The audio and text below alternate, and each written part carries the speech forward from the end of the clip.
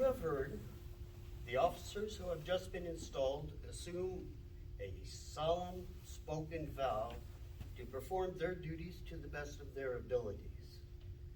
You believe in the sincerity of that vow. But these officers have the right to believe that you too have assumed an obligation no less real because it is unspoken. They have a right to believe that when you choose them to lead and serve you, you pledge them your strong and faithful support. Without you, they can do little or nothing.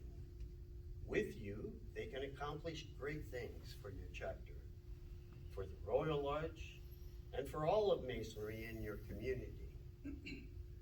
May your chapter become as beautiful as the temple, as peaceful as the ark, and as sacred as its most holy place.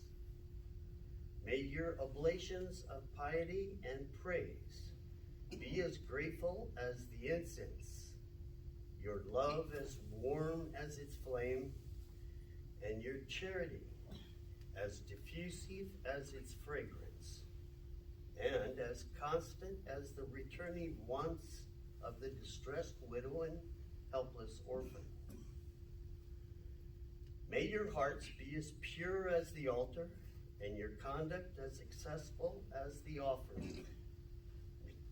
May each of you be endowed with every good and perfect gift while traveling the rugged path of life, and finally be admitted within the veil of heaven to the full enjoyment of life everlasting. Companion installing Marshal, you will now make proclamation.